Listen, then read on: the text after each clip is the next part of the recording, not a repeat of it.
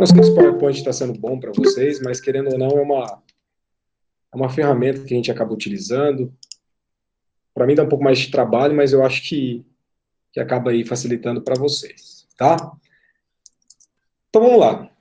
Falar primeiro sobre essa, vamos dizer assim, essa dicotomia, né, de casamento nulo e casamento anulável. Bem, nós estaremos diante de atos nulos ou atos anuláveis, isso tanto na parte geral do nosso Código Civil, tanto aqui na nossa parte especial, dentro desse grande livro das famílias, dependendo de quão grave é este caso, né? Então, se algo afrontar a intensidade desse vício for muito maior do que a intensidade do outro vício, nós estaremos diante de casos de nulidade.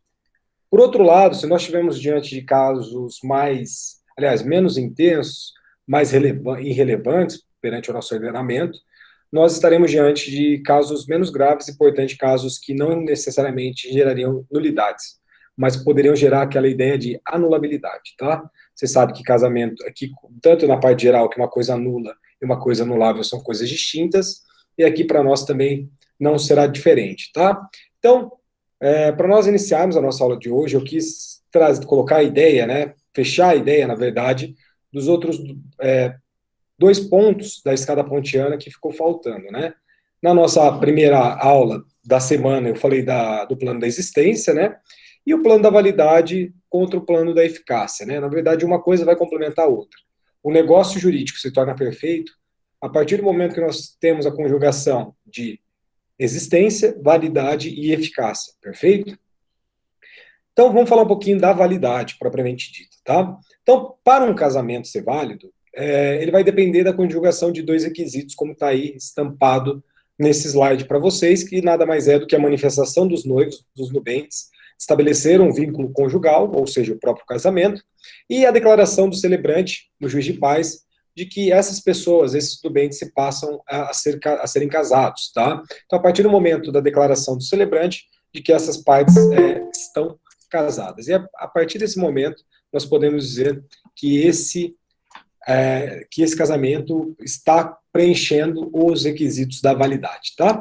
E o casamento ele vai ser plenamente válido quando? Quando a manifestação de vontade e o ato de celebração são válidos. Então, se não houver nenhuma maculação, nenhum vício em relação à vontade e o ato de celebração, nós estaremos diante de um casamento válido, perfeito? Ponto e vírgula. Falando um pouco da eficácia, a eficácia do casamento ele vai depender, querendo ou não, da implementação de um requisito próprio, que nada mais é também do que o registro público. O registro público é óbvio que é nítido isso, mas é exclusivamente civil. A gente não tem, por exemplo, um registro perante, por mais que tenha uma organização dentro de questões eclesiásticas, mas aqui nós estaremos diante de um registro que dá a publicização do ato, e essa eficácia ela vai gerar efeitos perante terceiros, tá? Então, por exemplo, se existe alguma alteração de um regime de bens, aliás, uma ideia de um pacto antinupcial, ou até mesmo uma ação de alteração de regime de bens dentro do casamento, é nítido que tudo isso tem que ser registrado, porque, querendo ou não, efeitos são aplicados para terceiros, tá? Então, a eficácia do casamento vai depender da implementação dessa celebração, desses atos, todos esses atos, perante o registro público, tá? Então, validade e eficácia. Bem, falando agora específico sobre o casamento nulo e casamento anulável, como eu coloquei para vocês no começo da aula, isso vai depender se o vício é sanável ou insanável. Se nós estivermos diante de vícios sanáveis, ou seja, vícios que são muito mais fáceis da gente conseguir superá-los, nós estaremos diante, via de regra, de nulidade relativa. Perfeito? E se nós estivermos diante de vícios insanáveis, nós estaremos diante da nulidade absoluta, tá? Sempre fazendo um parênteses para vocês, na nossa aula passada eu falei que a boa-fé faz milagre, né? Então ela torna válido até mesmo coisas que são totalmente nulas, e absolutamente nulas. Mas aqui nós temos que deixar assim um parênteses mesmo, porque querendo ou não, o vício sanável vai gerar uma nulidade relativa, e o vício insanável é uma nulidade absoluta. Essa interpretação sobre a boa-fé é algo recente, sobretudo para o nosso direito civil e mais ainda em relação ao nosso direito das famílias, tá? Então, é nítido que nós somos dentro daquela daqueles princípios que eu coloquei para vocês, interpretação do STF, colocando o princípio da boa-fé como aplicável aqui para nossas relações familiares, e aqui também não vai ser diferente, tá? Mas nesse primeiro momento eu gostaria de fazer essa dicotomia, que o vício sanável gera uma nulidade relativa e o vício insanável, pela gravidade desse ato, vai gerar uma nulidade absoluta, perfeito? Tanto o vício sanável quanto o vício insanável, ou seja, tanto a nulidade absoluta quanto a nulidade relativa, ambas produzirão efeitos jurídicos, tá? E é nítido que, para nós afastarmos eventual nulidade, ou até mesmo declararmos que esse casamento é nulo, ou que esse casamento é anulável, ambos dependem de uma decisão judicial, tá? Então, nós vamos colocar até algumas questões, por exemplo, será que pode ser conhecido de ofício a nulidade de um casamento? E nós vamos deparar que não, tá? A questão do ofício se dá em relação a impedimentos no ato da celebração, lembre-se sempre disso, né, daquelas ideias de oposição que eu coloquei para vocês, da habilitação até a celebração, diferente das causas suspensivas, que é até o findada a habilitação. E aqui nós temos, então, que tanto nulidade quanto anulabilidade, nós necessariamente teremos que ter uma decisão judicial para impor, para constituir, né, para declarar que algo é nulo ou que algo é anulável, tá? Um ponto que distingue também esses dois institutos, o casamento nulo e o casamento anulável, é que aqui vocês bem sabem que qualquer vício que traga uma ideia de nulidade, isso tanto na parte geral quanto aqui na nossa parte especial, são coisas imprescritíveis, tá? Então vamos colocar lá, você faz um contrato e esse contrato não observa um objeto lícito. Esse contrato, como vocês sabem, o objeto ser lícito é um dos requisitos de validade do contrato. Não existindo esse requisito de validade, esse contrato é nulo. Então, esse contrato sendo nulo, é nítido que não existe prazo decadencial, muito menos prazo prescricional para você ajuizar uma ação de nulidade desse negócio jurídico. E aqui também não vai ser diferente. O casamento nulo, ele não está sujeito a prazos decadenciais, tá? Por quê? Porque é um vício insanável, um vício muito grave, e é um vício imposto pela lei, perfeito? Já no caso de nulidade relativa, sim, nós estaremos diante de decadência, tá? E é nítido que nós vamos falar de decadência porque nós teremos uma natureza constitutiva negativa, não positiva. Então, nós não falaremos em prescrição aqui, sob hipótese alguma. Então, quando nós tratarmos de casamentos anuláveis, não falaremos de prescrição, mas sim de prazos decadenciais, tá?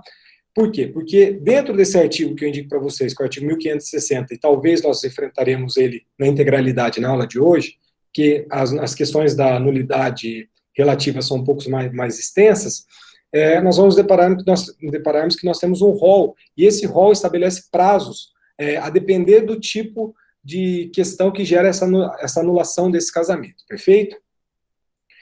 Um ponto também de distinção entre esses casamentos é que, declarado nulo ou desconstituído o casamento anulável, a sentença vai ter efeitos ex tunc, a data da celebração, ou seja, são efeitos retroativos, até a data da celebração. E é nítido, nós vamos estudar também na próxima aula sobre o casamento putativo. O casamento putativo, basicamente, é quando um dos cônjuges ou ambos os cônjuges estiverem de boa fé. Essa questão da nulidade ou da anulação desse casamento produzirão efeitos até o trânsito em julgado dessa decisão que declarou essa nulidade ou essa anulação, tá? Porque, de fato, aqui nós temos a intenção de estabelecer os efeitos que esse casamento foi celebrado, tá? Tanto perante terceiros, a gente vai estudar aqui um caso interessante, quanto perante as próprias partes, beleza? Então, se for declarado putativo esse casamento, ou seja, que é um casamento eivado de boa-fé entre as partes, a sua desconstituição, ou seja, a desconstituição desse casamento só vai ocorrer a partir do trânsito em julgado, da sentença que declarar essa questão, e é nítido que é trânsito em julgado, ou seja, é posterior à sentença, é posterior o término, ou seja, aquela coisa julgada material, nós estaremos diante, portanto, de efeitos ex nunc, ou seja, efeitos que não retroagirão à data da celebração, beleza? Então aqui nós já temos um ponto de diferenciação bem grande entre esses ambos institutos que trazem essa ideia. Gente, não esquece de colocar um nome aí no chat, por favor, viu? Senão depois fica difícil para mim Professor, o putativo também vai. Eu não entendi esse final que o senhor falou. O Também vai anular? Não. O casamento putativo, sim, ele pode ser que ele seja anulado, tá? Desde que não tenha a convalidação desse casamento, só que ele vai produzir efeitos até o trânsito em julgado da sentença que declara a anulação desse casamento. Ele é ex nunc, então, se anular. É Diferente do que não é putativo, que é ex tunc. isso. Hoje em dia é muito difícil nós verificarmos casamentos que as partes não estejam de boa fé. Muito difícil. Boa fé se presume, né? Então, geralmente, nós estaremos diante de casamentos putativos. Casamento putativo é um negócio muito legal. A gente vai estudar na aula que vem. E a conversão é oportunizada ali no curso do processo? O convalescimento, a gente vai estudar aqui, é muito mais fácil do que a gente imagina, tá? Muito mais fácil do que a gente imagina. Por quê? Porque como nós estamos diante do princípio da boa-fé, nas relações familiares, nós temos aquela ideia de proibição contra comportamento contraditório, aquela ideia de um dever parcelar da boa-fé, que é o venire contra factum próprio. Então, a parte não pode se comportar de uma forma, em juízo, de algo que ela agiu na prática de uma outra forma. Então, assim, ela sempre habitou sobre o mesmo teto, ela sempre teve um relacionamento público, sempre observou os deveres do casamento, e aí, de repente, ela está pedindo essa anulação desse casamento. É uma coisa contraditória. Então, como nós estamos diante das relações familiares, diante da boa-fé, diante de deveres parcelares da boa-fé, e dentro desses deveres parcelares, a proibição contra o comportamento contraditório, venire contra factum próprio, nós temos, por exemplo, várias convalidações na parte de anulação que são muito fáceis da gente aplicar, tá?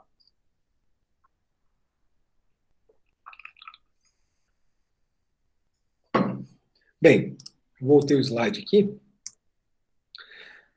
Então, agora falando um pouquinho mais sobre casamento nulo, tá? Casamento nulo foi muito facilitado em relação ao nosso estudo a partir do Estatuto da Pessoa com Deficiência, nossa Lei 13.145 de 2015, que colocou ali a revogação do inciso 1º desse artigo 1548 do nosso Código Civil, tá? Primeira ideia que traz para nós em relação a casamento nulo, tá?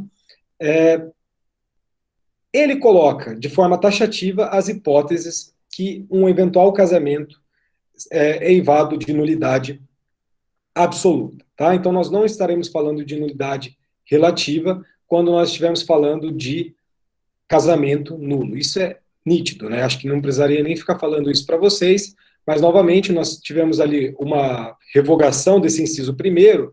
Por quê? Porque esse inciso primeiro, se vocês olharem depois aí não no código, mas antes da alteração, era o casamento contraído por enfermo mental sem o necessário discernimento para as práticas ali da vida civil, tá?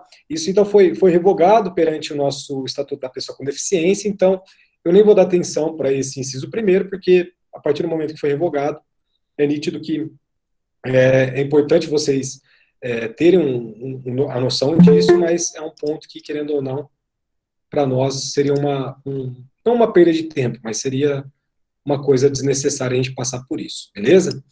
Então vamos lá, ó. Como eu coloquei para vocês, o casamento nulo, dentro do inciso segundo, vai estar lá, por infringência de impedimento.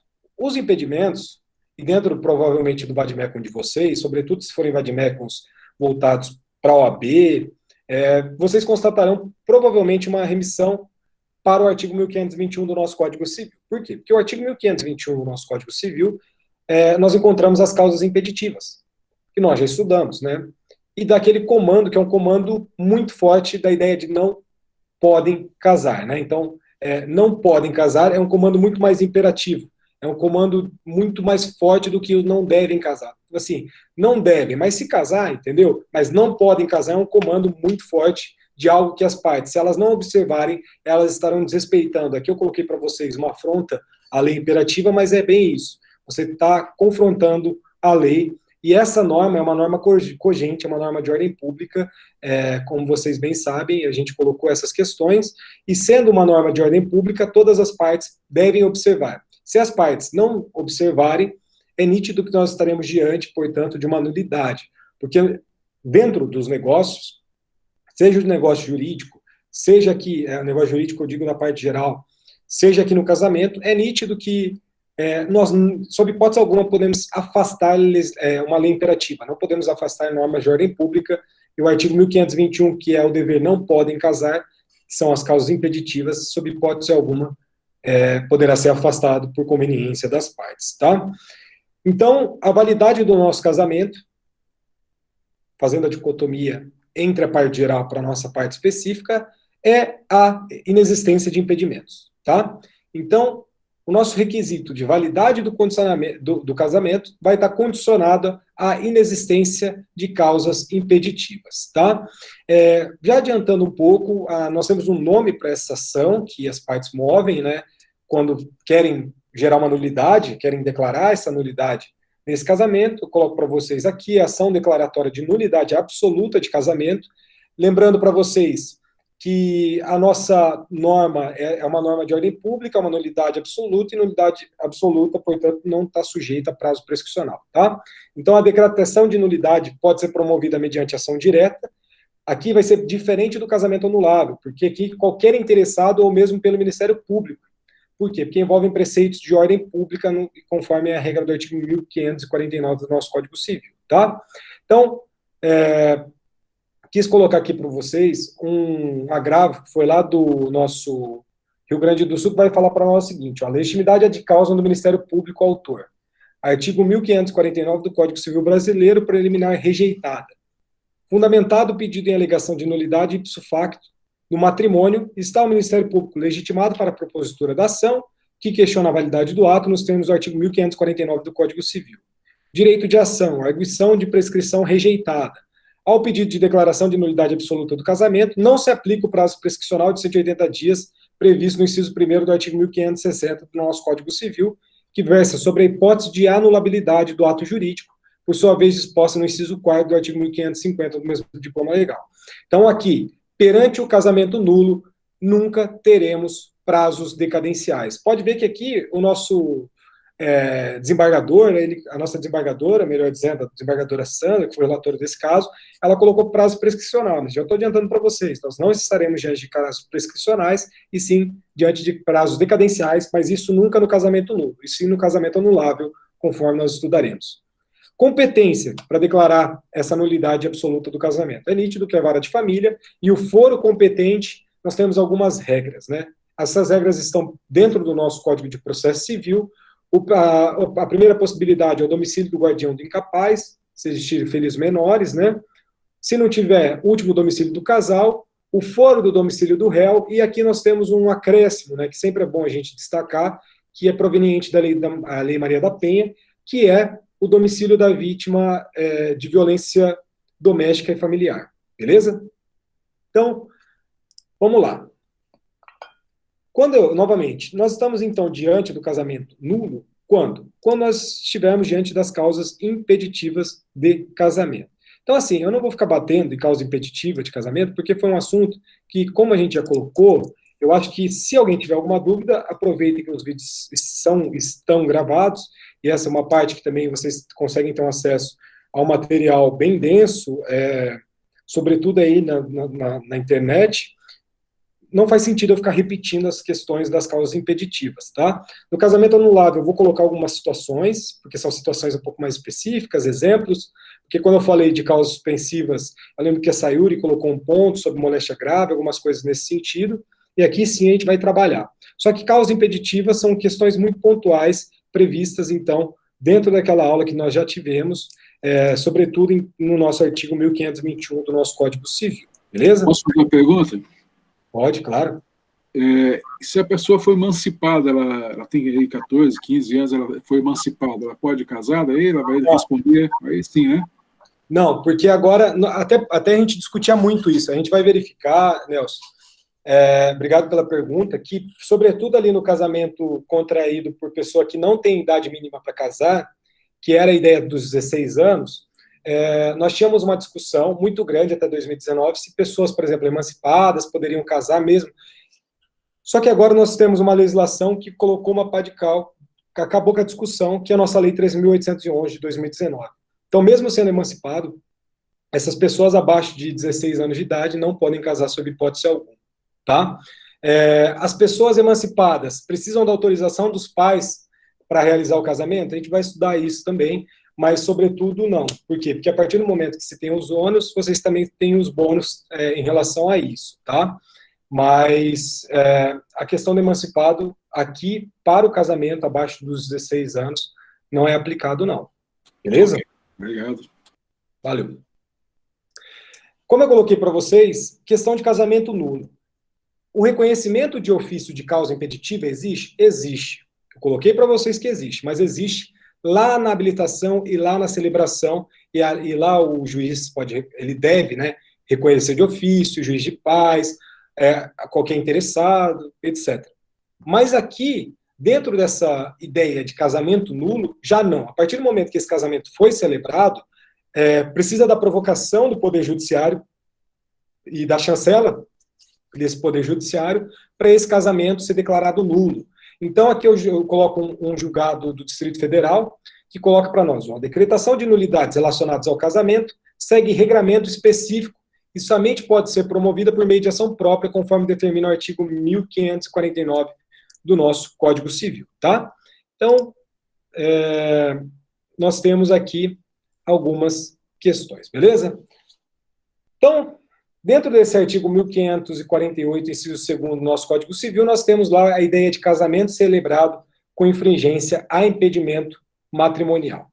Aqui a gente entra numa das questões já que eu já quis antecipar em relação a casamento putativo, algo nesse sentido, tá? Novamente, nós, dentro das relações familiares, estamos protegidos pela boa-fé, beleza? Então, estando protegidos pela boa-fé, a gente vai entender que os efeitos, principalmente dessa ação que gera nulidade absoluta, essa ação declaratória de nulidade absoluta, são retroativos, ou seja, são efeitos ex tunc, tá? Mas nós temos que esses efeitos retroativos, eles não podem prejudicar terceiros, tá? Deixa o casamento putativo para lá. Então, via de regra, os casamentos nulos são casamentos que possuem efeitos retroativos, ou seja, retroagem até a data da celebração deste casamento, beleza?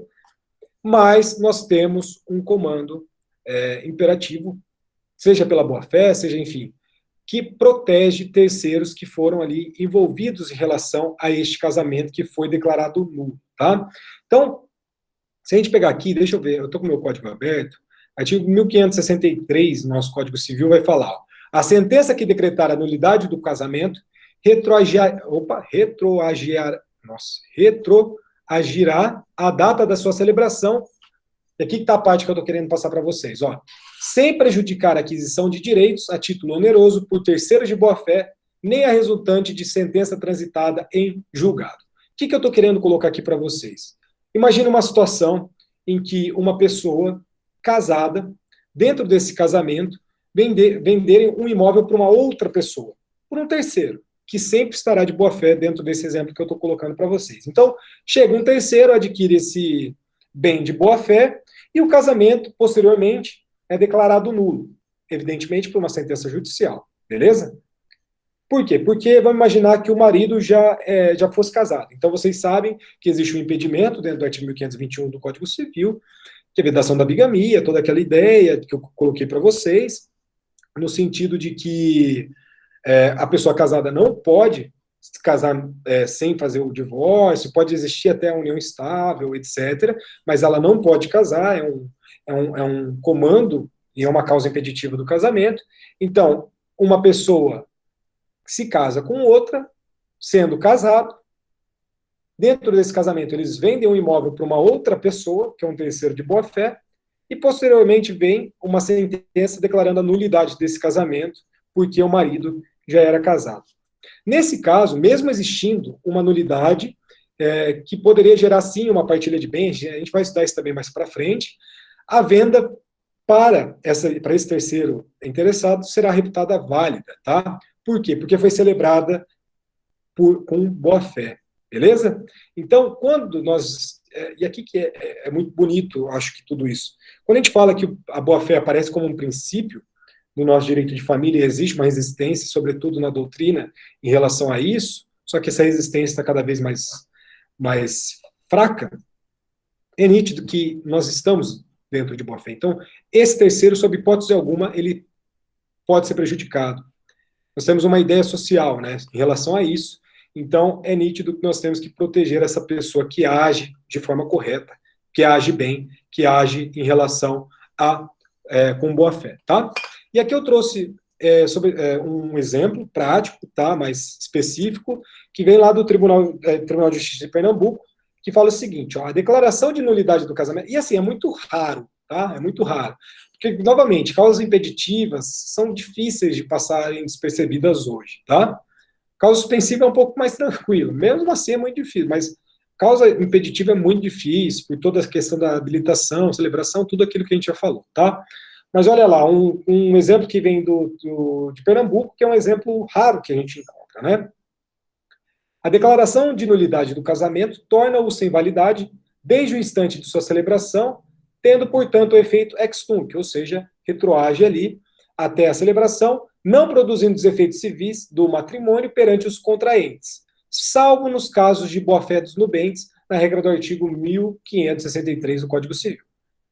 Quanto aos alimentos, concluiu a Corte, que, no caso concreto, o alimentante demonstrou que a alimentada iniciou um novo relacionamento amoroso, resultando, inclusive, no nascimento de uma filha. Declarações prestadas pela própria alimentada em audiência, existência de prova. Então, assim, o que importa para nós aqui? É esse primeiro trecho que eu separei para vocês, que a declaração de nulidade do casamento, por mais que tenha efeitos ex tunc, ou seja, que retroagem até a celebração deste casamento, todas as questões envolvidas ali em relação à boa-fé, e no casamento putativo a gente vai estudar bem isso, serão ali salvas. Por isso que eu falo que a boa-fé, aliás, não sou eu que falo, várias pessoas falam, vários doutrinadores falam, que estão anos-luz à minha frente, que dizem que a boa-fé faz milagre no nosso direito. Então, até mesmo dentro de nulidades absolutas que gerariam efeitos retroativos até a data da celebração, produzem efeitos. Então, por isso que eu coloco aqui para vocês no começo, embora o casamento seja eivado de vício, o casamento nulo existe e ele gera efeitos, beleza? Então, superada essa primeira parte da nossa aula de hoje, a gente vai falar sobre o casamento anulável, né? Bem, aqui nós estamos também diante de um caso muito interessante, vamos colocar assim, do nosso código, tá? Deixa eu só fazer um negócio aqui. Que traz a nós esses casamentos anuláveis, e esses casamentos anuláveis nós estaremos diante também de um rol taxativo. Deixa eu até passar aqui o slide, né? Dentro de um rol taxativo previsto no artigo 1550 da nossa Constituição, tá? Bem, primeiro, vamos falar um pouquinho sobre esse casamento anulável, tá? É interessante continuar fazendo essa dicotomia entre casamento nulo e casamento anulável, por quê? Porque quando o casamento, aqui eu coloco fero, né, mas assim, quando esse casamento for feito ali apenas em relação com o interesse do Estado, em fazer esse impedimento desse casamento, nós temos aqui, dentro das causas suspensivas, e principalmente daquele princípio da não intervenção, a ideia no seguinte sentido, que o Estado ele não vai intervir, a não ser que ele seja provocado em relação tanto às causas de nulidade desse casamento, quanto às causas de anulabilidade desses casamentos, tá? Então, quando nós estivermos diante de nulidades relativas, o Estado ele tem, de fato, o dever de proteger esse instituto, que é o Instituto da Família, o Instituto do Casamento, ele sempre vai buscar preservar esse casamento, mas a reação do Estado em relação à nulidade relativa e à nulidade absoluta será muito mais moderada quando a gente olharmos a nulidade relativa em relação à nulidade absoluta. E por que disso? Como eu coloco aqui no slide, porque nós não estaremos diante de uma presença de uma ameaça a uma ordem pública, tá? Então, por não estarmos diante de uma ameaça à ordem pública, diferentemente das causas impeditivas, aqui nós não teremos tantos prejuízos. Porque lembra, nós estudamos as causas impeditivas e eu falei para vocês que lá nós temos algumas sanções, né? Sobretudo duas. A suspensão do casamento, mas a principal é um efeito patrimonial, que é a imposição do regime da separação legal ou obrigatória de bens. Então, é uma coisa mais de boa, sabe? Então, aqui os não devem, sabe? Não devem, mas se casar, pô, vai fazer o quê? Então, não é aquela ideia de não podem, aqui é mais de boa, entendeu? Esse que é o ponto. Então, como é mais de boa, né, as partes elas podem sim intentar a ação anulatória, mas quando as partes se silenciarem, aqui Isabela já começa a destacar, ela vai permitir que esse ato jurídico defeituoso convaleça. Então, por mais que nós estivermos diante de uma nulidade relativa, se as partes não provocarem, nós temos uma ideia de uma ratificação presumida, que pode ser também vista como uma ratificação tácita. Então, aqui nos casos de anulabilidade do casamento, de casamento anulável, nós estaremos diante de prazos decadenciais. E, inobservados esses prazos decadenciais, nós teremos o convalecimento deste ato jurídico, que é um ato jurídico de fato defeituoso, mas vai fazer o quê? É claro que isso não afasta as sanções estabelecidas nas causas suspensivas. Como eu coloquei para vocês, o afastamento, por exemplo, da imposição do regime da separação obrigatória de bens, somente se dará a partir do momento que as partes comprovarem que aquela causa suspensiva foi ultrapassada, beleza? Bem, como eu coloquei para vocês no comecinho aqui da explicação, as hipóteses de anulabilidade do casamento estão lá dentro de um rol taxativo previsto no artigo 1550 do nosso Código Civil. Perfeito? É claro que nós temos outros dispositivos que acabam complementando a matéria, mas é interessante eu falar aqui ao números clausus, de fato, porque o Tribunal de Justiça de São Paulo já deixou claro que a alegação de adultério e ameaças não se enquadram nas hipóteses taxativas do mencionado dispositivo. Então, é o que está lá, beleza? Se não estiver lá, não é hipótese de casamento anulável, beleza? Então, é um rol taxativo. Bem, então, vamos começar a falar sobre esse artigo 1550. Deixa eu abrir aqui o 1550, só para eu dar uma lidinha aqui rapidinho para vocês. Vai colocar o seguinte, ó, números clausus, ou seja, rol taxativo, não é rol exemplificativo. Ó. Artigo 1550. É anulável o casamento. 2 pontos. Inciso 1º, de quem não completou a idade mínima para casar. Inciso 2º, do menor em idade núbil, quando não autorizado por seu representante legal, ou seja, 16 anos completos até os 18 incompletos, né, ou seja, essa idade que o representante não autorizou. Inciso 3º, por vício de vontade. 4º, do incapaz de consentir ou manifestar de modo inequívoco o consentimento. 5º, realizado pelo mandatário sem que ele ou o outro contraente soubesse da revogação do mandato e não sobrevindo coabitação entre os cônjuges. E 6º, por incompetência da autoridade celebrante. Pois bem, nós estamos então diante de alguns casos que nós já passamos um pouco por cima e agora nós vamos nos aprofundarmos, beleza? Professor, Oi. esse, então, que são os anuláveis, que não decai o direito de anulá-los, né? Os nulos, que daí não tem decadência em qualquer tempo, independente de quanto tempo tenha passado, que não vai decair. Não. Os que não estão sujeitos a prazos decadenciais são os casamentos nulos. Que a nulidade, esses estão. A nulidade absoluta somente é para os casos de causas impeditivas. Aqui nós estaremos, sobretudo, diante de causas, vamos dizer assim, suspensivas, algumas questões referentes ali à existência do casamento que a gente pontuou, por exemplo, a autoridade competente para a celebração do ato, essas questões que voltam aqui para nós, mas aqui nós estaremos sujeitos a prazos decadenciais e cada um desses incisos terá uma regra específica.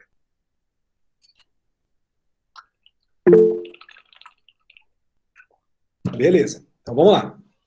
Então, vamos começar aqui a falar sobre o nosso casamento de pessoas abaixo de 16 anos. Como eu comentei, quando o Nelson colocou essa situação, das questões do emancipado, eu falei para vocês que teve uma modificação no nosso artigo 1520 do Código Civil, em 2019, que foi colocada pela Lei 13.811, que afastou, sob qualquer hipótese, a ideia de um casamento de pessoas com idade abaixo de 16 anos, tá?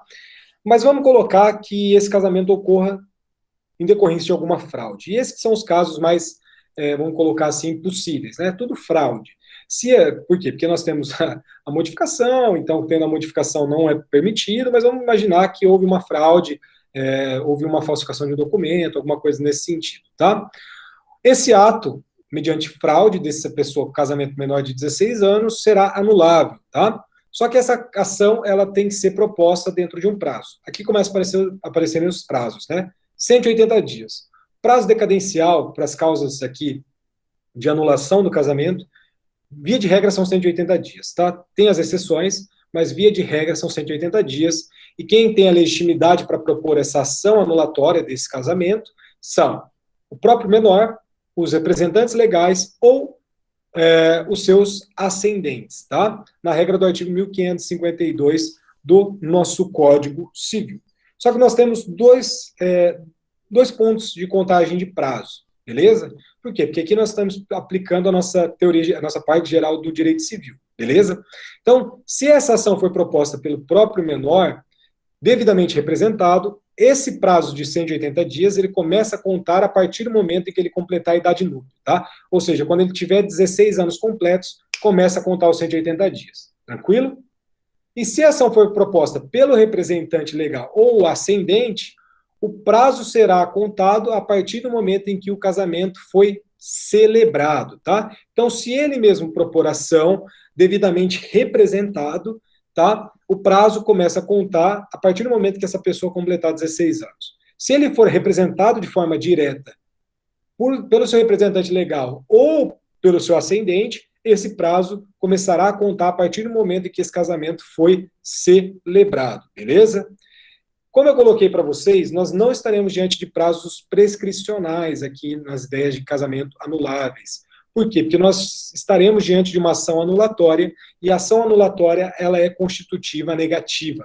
Ela não é constitutiva positiva, nada disso. Então, como é um prazo que decai, ela é uma constitutiva negativa, e aqui aquela ideia de prescrição e decadência, que eu acho que vocês já superaram. Então, nós estaremos diante de prazos decadenciais. Então, tomem muito cuidado, sobretudo aí, quando vocês estiverem numa segunda fase de concurso público, para não falar em prazo prescricional em causas de casamentos, em casos, desculpa, de casamentos anuláveis, beleza?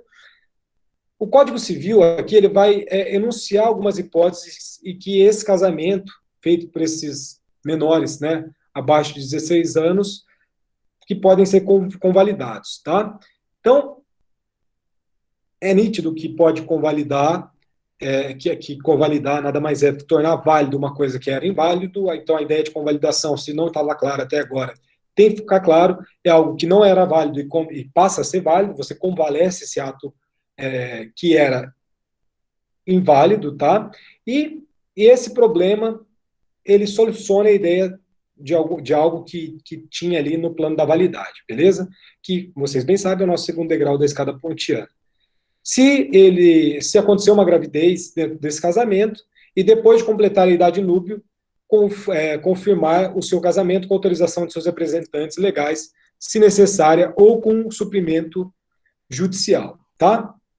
Então, aqui nós temos, sim, duas possibilidades de convalidar este casamento, ou seja, gravidez, ou quando completar a idade núbil, quando ali vai precisar das autorizações dos pais, ou do suprimento legal em caso de negativa não justificada por um dos pais, beleza? Como a gente já estudou isso daí também, quando nós estávamos falando de capacidade do casamento, né? Acho que vocês lembram disso. Nós falamos de capacidade, depois falamos das causas impeditivas e suspensivas, e depois nós falamos do casamento inexistente, e agora estamos falando do casamento nulo e anulável. O meu cursor do mouse, às vezes, ele some, então eu quero ver se tem alguma pergunta aqui no chat. Beleza, não tem. Então, vamos avançar aqui. Casamento contraído por menor em idade núbil, entre 16 e 18 anos, não havendo autorização do seu representante legal. Bem, aqui nós temos uma situação interessante. A gente colocou, dentro da nossa ideia de capacidade para o casamento, uma lição importante de que, quando o menor entre 16 e 18 anos ele não vai precisar de uma autorização judicial. É muito importante falar isso, por quê? Porque é o seguinte, os menores de 16 anos, quando era permitido eles casarem, precisavam de autorização judicial, sob qualquer hipótese. Então, uma pessoa abaixo dos 16, se fossem casar até 2019, tá, precisava de um suprimento judicial de forma inafastada, tá? Mas as pessoas em idade núbia, ou seja, entre 16 anos completos a 18 anos incompletos, né, nós tínhamos aliás, nós temos a possibilidade de se celebrar esse casamento sem autorização judicial. Nós chamaremos o Poder Judiciário quando, dentro dessa hipótese? Quando um dos representantes legais ou um dos ascendentes, né, não autorizarem este casamento e essa causa de não autorização for uma causa totalmente injustificada, beleza? Então, não precisa de autorização judicial para as pessoas entre 16 e 18 anos casarem. Precisa somente do consentimento dos pais ou dos outros representantes legais, que nossos tutores, né? Então, que é um exemplo, por exemplo, é complicado, mas é um exemplo que são os tutores. Então, 16 e 18 anos não precisa de autorização judicial, somente os pais ali concordarem que não tem problema algum. Ou seja, uma autorização que tem lá dentro dessa hipótese, beleza? Mas vamos imaginar que foi inobservada isso. Passou em branco, não pegou o consentimento dos pais, enfim. Desrespeitou essa premissa, né, que é essa autorização especial prevista no nosso ordenamento. O que vai acontecer?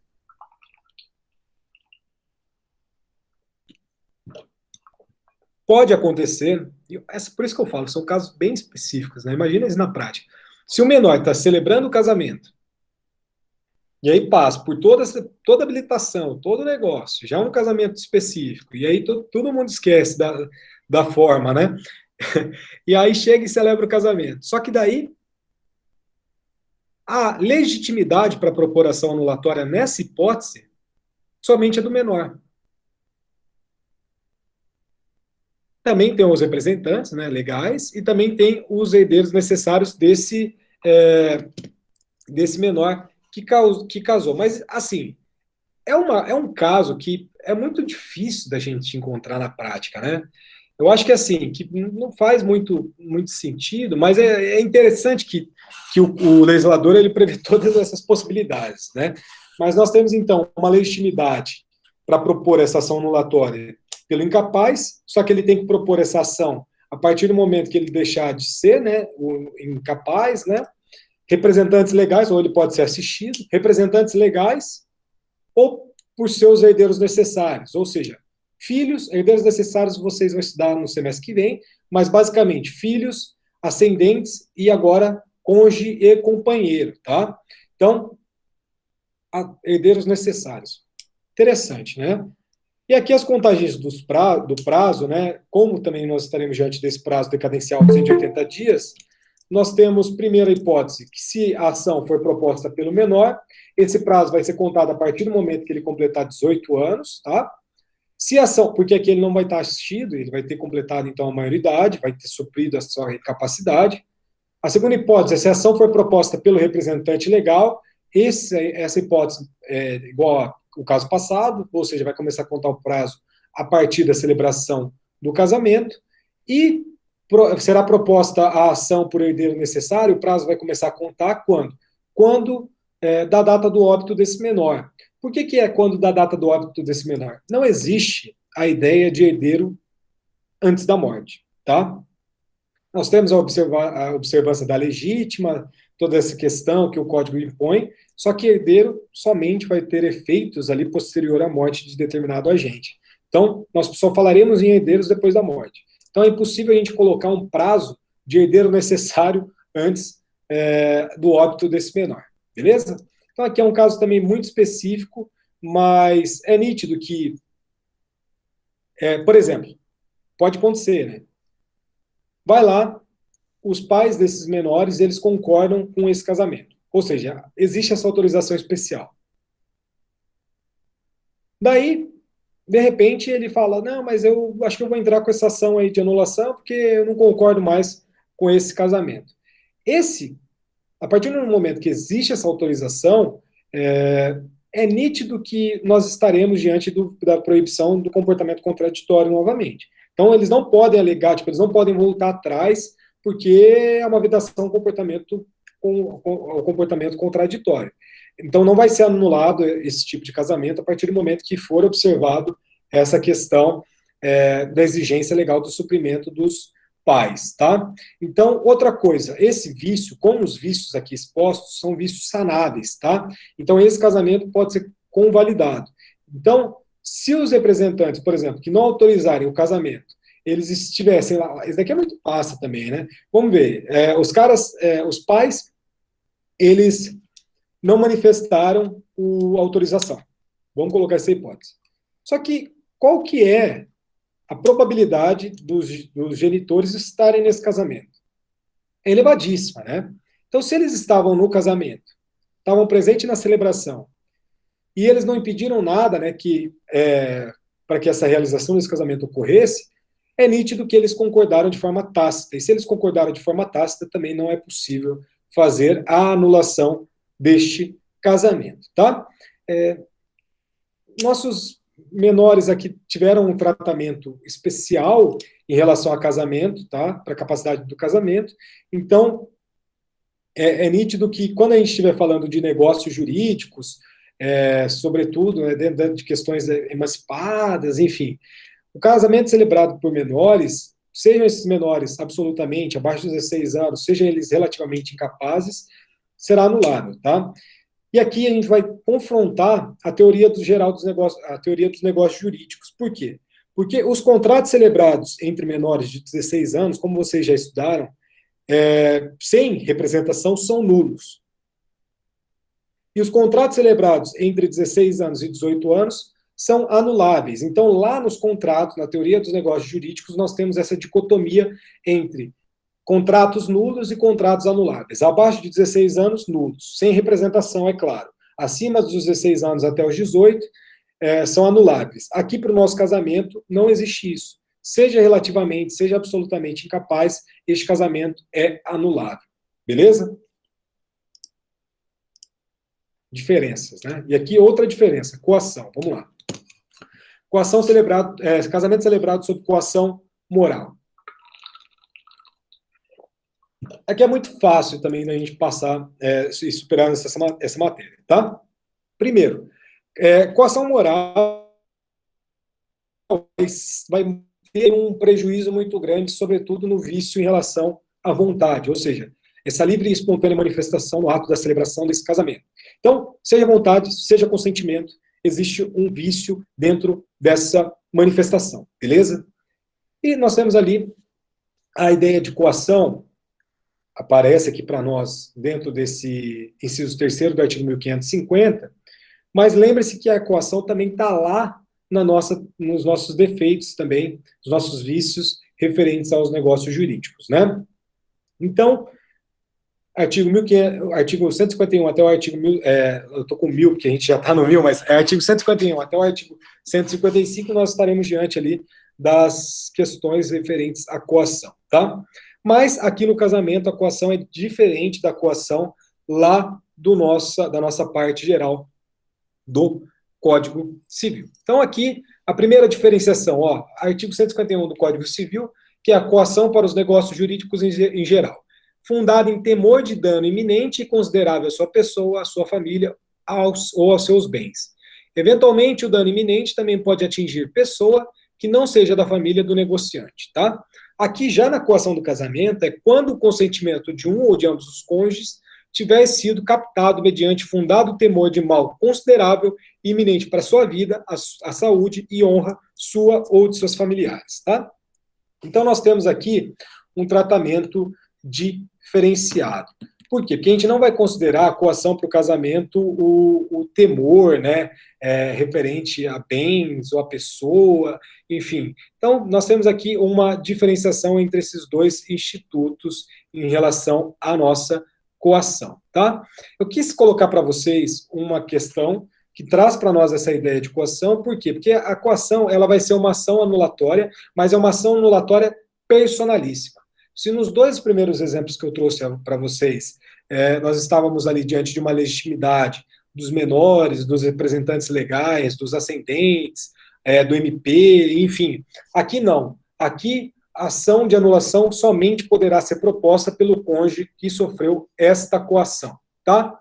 Só que o Superior Tribunal de Justiça, e aqui eu trouxe a jurisprudência para vocês, tem admitido sim que os herdeiros sigam com uma eventual ação de anulação proposta ainda em vida pelo ascendente. Então, vamos imaginar que durante o curso desse processo, o ascendente venha a falecer, os herdeiros podem sim continuar com este processo, por mais que seja personalíssimo, tá? O que fala para nós? Ó, os efeitos da ação de anulação de casamento são muito mais intensos e abrangentes que o da ação de divórcio, já que na primeira se discute a própria validade do casamento.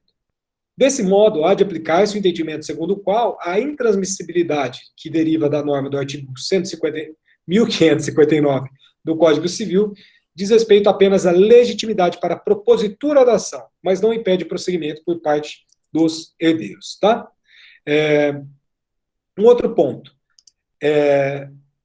Existe a possibilidade de convalidação desse casamento, que foi um casamento celebrado sob coação? Sim. Porque, vamos imaginar, existe uma coação dentro desse casamento. Só que vamos colocar que o cônjuge passa a coabitar sobre o mesmo teto, né?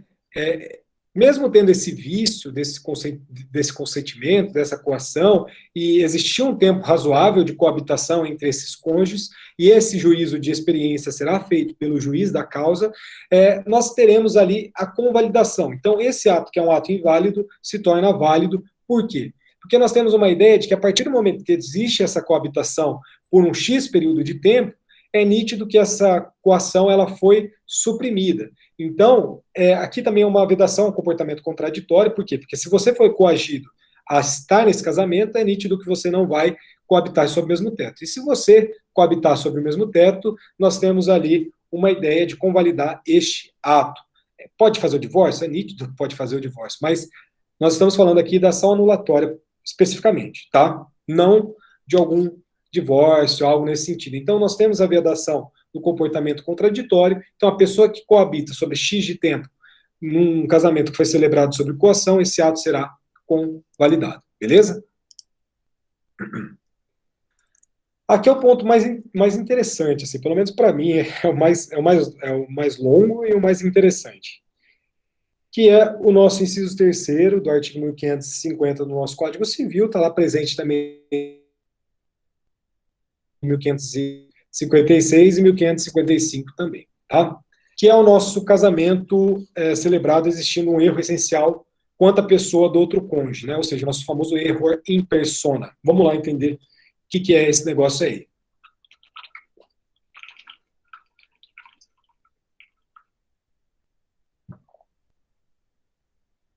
São algumas hipóteses, tá? Mas, se esse casamento celebrado tivesse sido celebrado envolvendo um erro em relação a outra pessoa, e esse erro em relação a outra pessoa é nítido que é um erro próprio, tá? É um equívoco solitário. Então, você casou com uma pessoa que você imaginava que era algo que, na verdade, não é.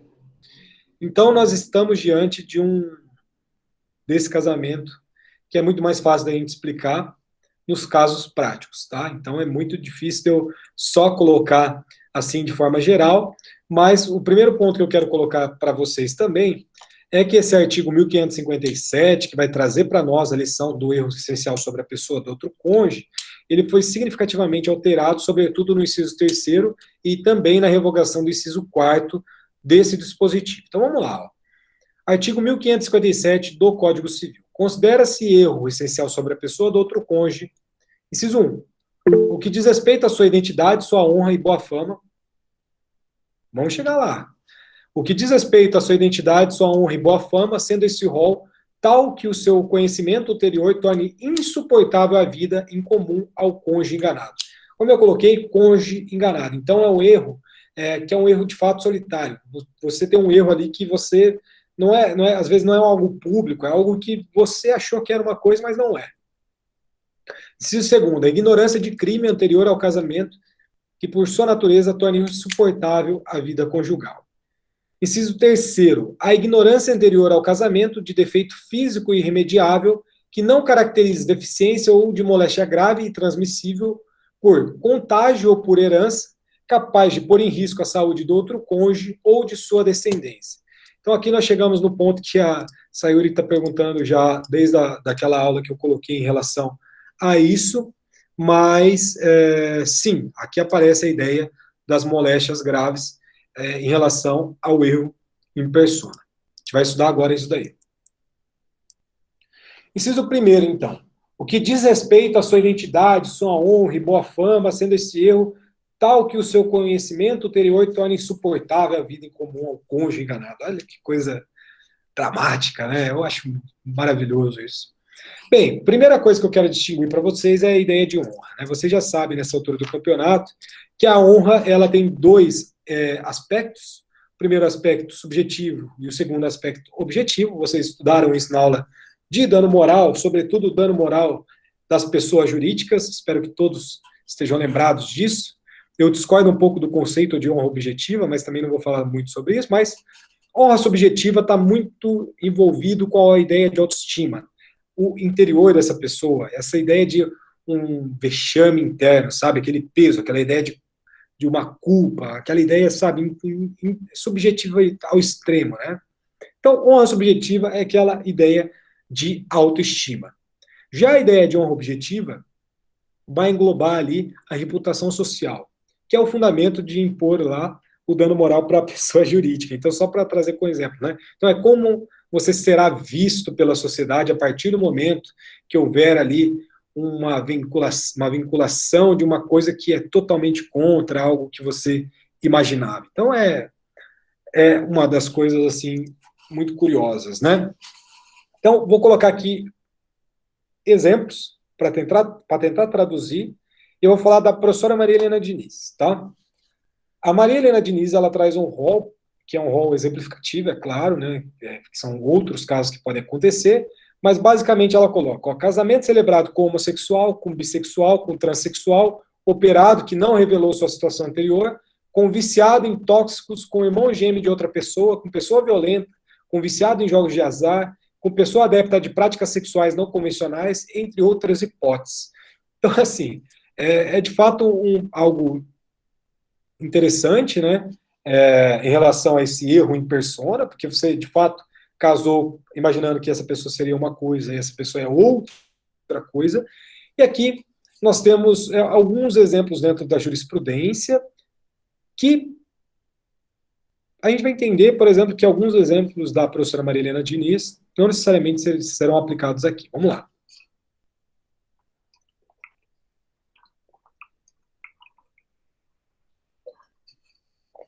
Vamos lá. Ó, primeiro vem do Rio de Janeiro. Ó, pessoa idosa e ingênua que se casou com mulher 20 anos mais jovem, pensando que esta lhe tinha afeto, quando os fatos imediatamente posteriores à celebração demonstraram que o interesse era apenas patrimonial. Olha lá. Então aqui é um caso comum, viu? Mas aqui esse casamento de pessoas, independentemente do gênero, né?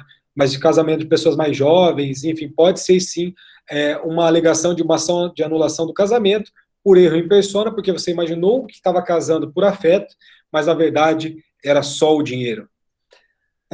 Aqui nós temos um casamento, uma ideia mais remota, tá? Que é esse vício de vontade, esse vício em relação à pessoa que diz respeito à homossexualidade do cônjuge, tá? Eu estou para dizer para vocês que a ideia da anulação por erro em relação à pessoa, hoje, por questões de homossexualidade, talvez não seria vista como ação de anulação, tá? Isso é uma opinião minha, na jurisprudência, em julgados mais remotos, existe uma pacificidade em relação a esse tema, que vai entender que é, sim, causa de anulação, mas eu entendo que talvez não seja caso de anulação mais, tá? Seria caso de divórcio propriamente dito. João, você quer colocar alguma coisa?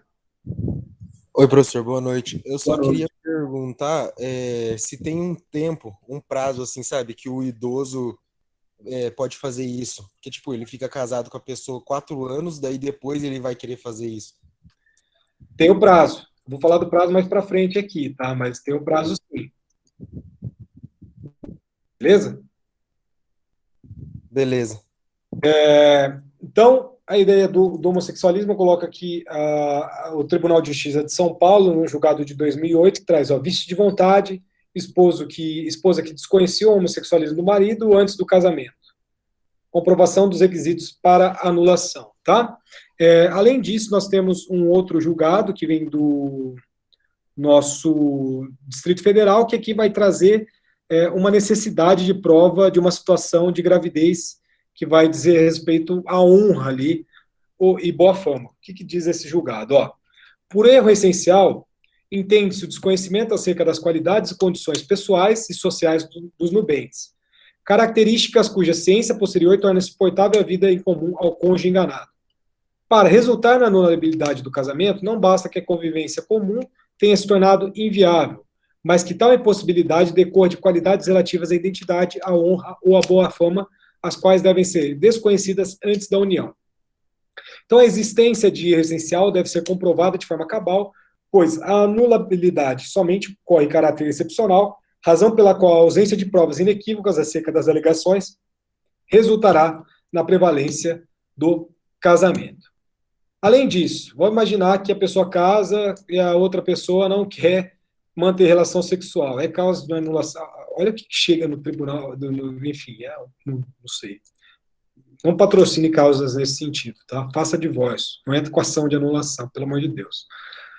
A negativa de manter relações sexuais, caso de 2017, né?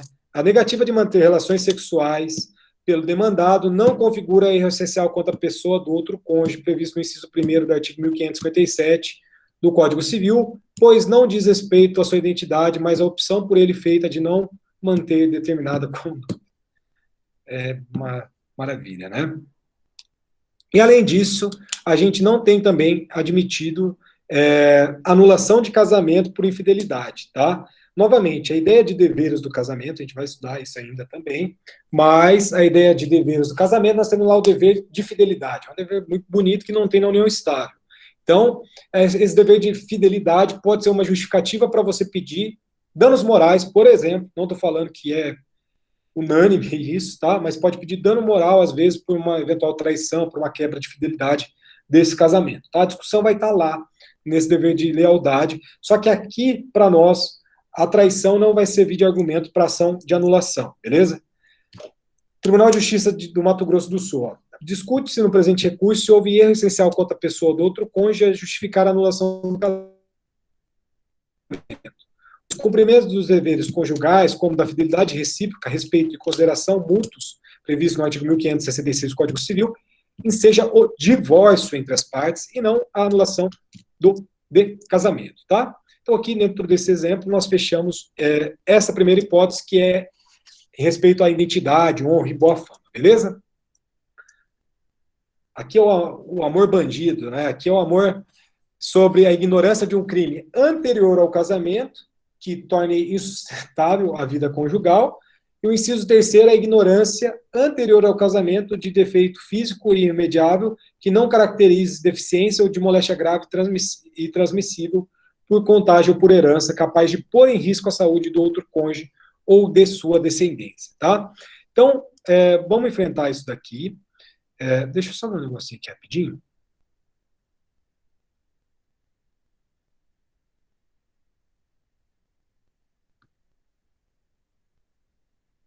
Tá. Então, assim, o primeiro caso, ignorância de crime anterior ao casamento que, por sua natureza, torna insuportável a vida conjugal. Galera, isso daqui também é uma coisa muito, vamos colocar, não subjetivo, mas vamos imaginar, né? Um crime com baixo potencial ofensivo dificilmente será um motivo para buscar uma anulação desse casamento, tá? Até mesmo alguns crimes, por exemplo, uma ideia, enfim, tem que ser um crime muito grave, vamos colocar assim, tá? Por quê? Porque tem que tornar insuportável essa vida conjugal. Beleza?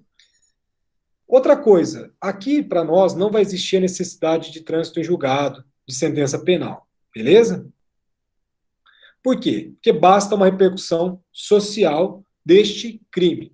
Então vamos imaginar que você vai casar, e casou, só que daí, de repente, você descobre, por matérias vinculadas no YouTube, sei lá, 3 anos, que coloca esse seu marido, essa sua esposa, como um dos grandes traficantes do Paraná. justificaria essa ação de anulação do casamento, tá? Então é um crime que de fato repercute de forma veemente, que torna totalmente insuportável esse convívio entabuado entre as partes, tá? E outros casos, aqui é análise de caso concreto. Eu acho que, não sei, assim, é uma coisa muito difícil de colocar. Adriano, quer perguntar? Sim. Por exemplo, tem o caso lá daquele italiano Cesare Battisti, né? Ele acabou casando no Brasil, né?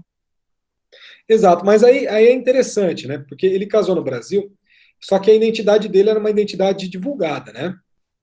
Então, assim, ele não estava, ele estava aqui exilado, depois foi extraditado quando caiu o exílio, só que ele era uma pessoa pública, ele se tornou uma pessoa pública.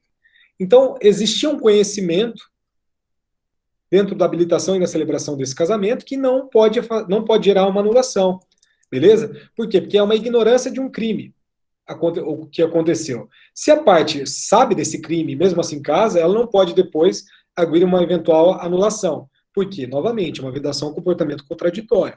Então, seria um caso, por exemplo, um homicida, e você casa com esse homicida e você não sabia que essa pessoa tinha cometido ali esses crimes contra a vida, um latrocida, algo nesse sentido, sabe?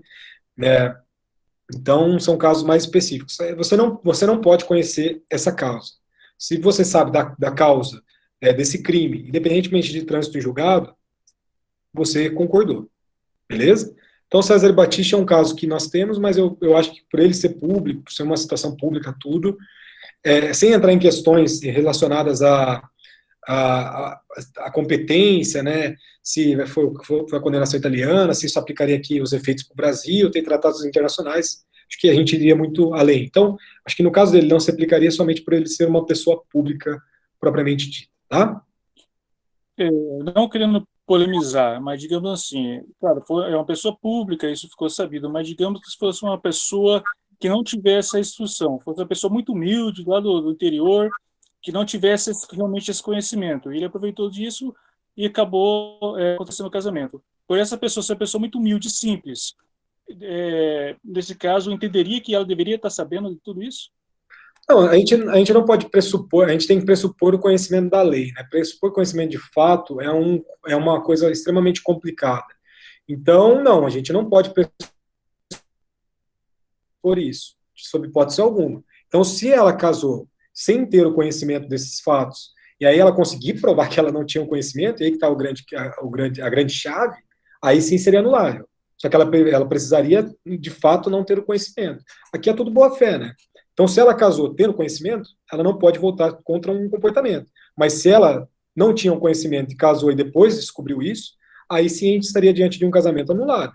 Então, pelo grau de instrução, tudo isso é questão probatória daí também, tá, Adriano? Sayuri, okay. Professor, na anulação, o estado civil da pessoa volta a ser solteiro, diferentemente do divórcio, porque a pessoa já não faz o divórcio ao invés de anulação. Por questões patrimoniais, qual o benefício da anulação? A gente vai entender a questão, o ponto de chave das questões patrimoniais, tá? Só que a gente tem sim efeitos patrimoniais na anulação.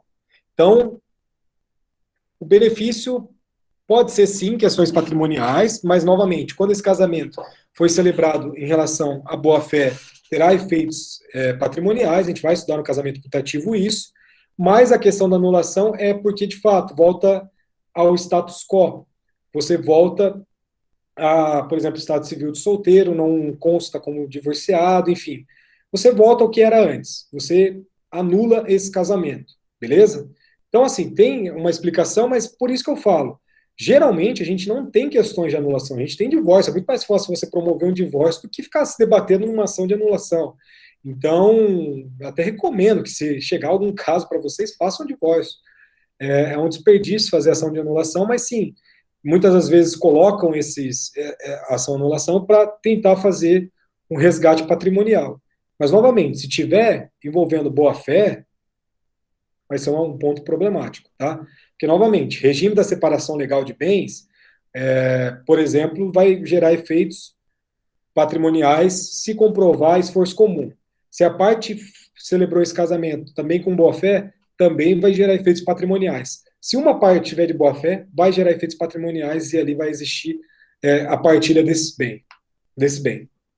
Por exemplo, colocando para você também, lembra daquele caso que eu falei que lá na nulidade absoluta, que é muito mais grave que aqui, na nulidade relativa, se for declarada nulidade absoluta, perfeito? Só que se um terceiro tiver adquirido de boa fé uma propriedade, esse terceiro vai estar resguardado.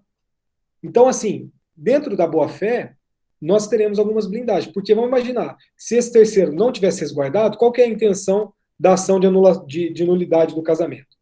Voltar à celebração do casamento. Perfeito? Voltar antes da celebração do casamento. Voltamos. O que aconteceu? Todos os bens ali constituídos serão partilhados. Você volta. Mas chega na seguinte situação. E essa pessoa que comprou de boa fé, ela vai ficar desprotegida? Não. Por quê? Porque a gente tem uma proteção patrimonial, sobretudo nos casos envolvendo boa fé. Então, tanto aqui nas questões de casamento que envolvam uma anulação, nós teremos sim efeitos patrimoniais, tá? Mas sim, a intenção seria blindar o patrimônio. Só que um ponto interessante também, a gente precisa retomar que nulidade de casamento e ação de anulação de casamento eram instrumentos que as pessoas utilizavam para tentar se separarem, se divorciarem antes do divórcio, vamos colocar assim. Nós tivemos várias questões, o divórcio ele se tornou o que ele é somente em 2010, tá? Então, por isso que eu falo hoje que é muito fácil fazer o divórcio, só que até 2010 não era fácil.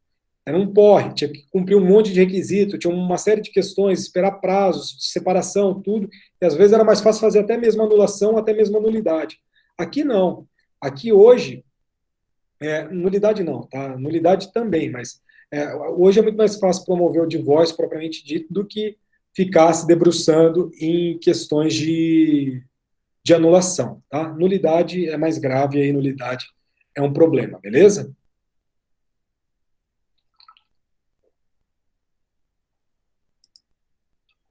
Bem, vamos falar aqui um pouco sobre esse inciso terceiro, que é a ignorância anterior ao casamento de defeito físico e irremediável, que não caracteriza deficiência ou de moléstia grave e transmissível por contágio ou por herança capaz de pôr em risco a saúde do outro cônjuge ou de sua descendência, tá?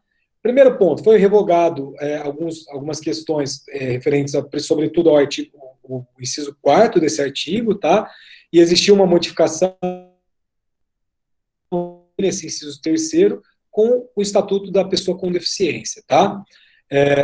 Aqui, esse inciso 4º, eu coloco para vocês que mencionava a ignorância anterior ao casamento de doença mental grave que, por sua natureza, tornasse insuportável a vida em comum. E aqui colocava exemplo, por exemplo, como esquizofrenia, psicopatia, psicose, paranoia, mas nós tínhamos agora, dentro do Estatuto da Pessoa com Deficiência, um avanço no sentido de posicionar essas pessoas, né, dentro do centro do ordenamento jurídico. Então, a gente não pode permitir mais essas questões, porque gerava uma exclusão social muito grande. Então, o Estatuto da Pessoa com Deficiência, principalmente dentro do artigo 6º, ele acaba trazendo essa ideia de posicionar essas pessoas dentro do centro do nosso ordenamento jurídico, tá? Por exemplo, só para vocês colocar, para eu citar um exemplo que é, no mínimo, curioso, que estava previsto lá no Código de 1916. Se a pessoa casasse, e essa pessoa que casasse, ela não fosse mais virgem, poderia ser um caso de anulação do casamento, tá? Então, o defloramento da mulher, e aqui, no Código de 1916, somente citava a mulher, tá? Então, o defloramento da mulher, no Código Civil de 1916, era uma causa para se gerar a anulação do casamento. Somente fazia menção à mulher. E é nítido que o nosso Código de 2002, ele afastou bem, não preciso nem explicar isso, mas ele perdeu a aplicação desse dispositivo de 1916 ao longo do tempo, né, ele perdeu a eficácia, né, e o Código Civil de 2002, ele não colocou esse dispositivo mais no nosso ordenamento jurídico, tá?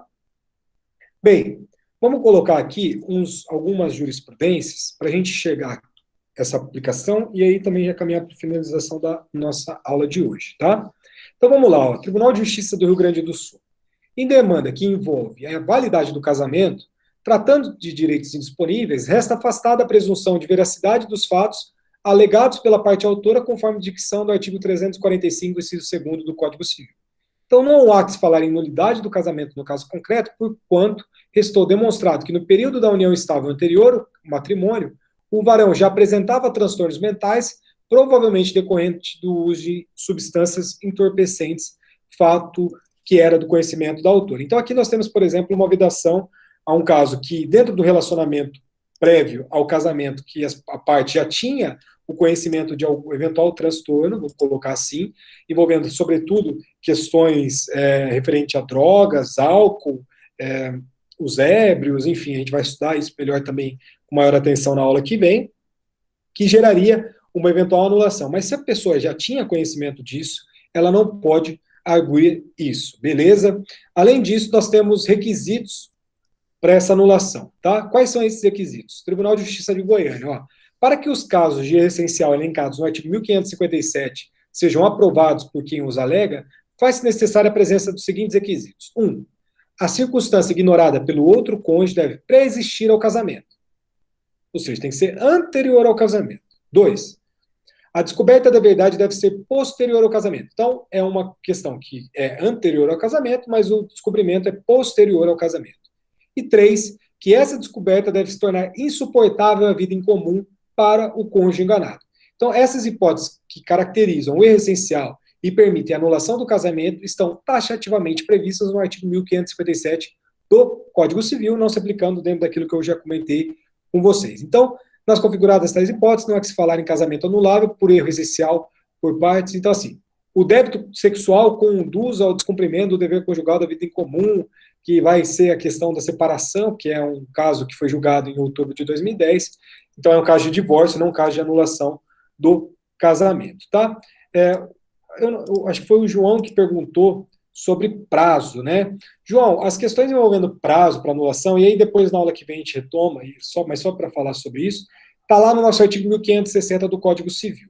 Então, o artigo 1560 do Código Civil, ele fala para nós o seguinte, ó, o prazo para ser intentada a ação de anulação do casamento, a contar da data da celebração, é de 180 dias nos casos do inciso 4º do artigo 1550, 2 anos se incompetente a autoridade celebrante, que é um caso que a gente vai estudar mais para frente, 3 anos, aqui que é o destaque, tá? Porque é isso que a gente está falando agora.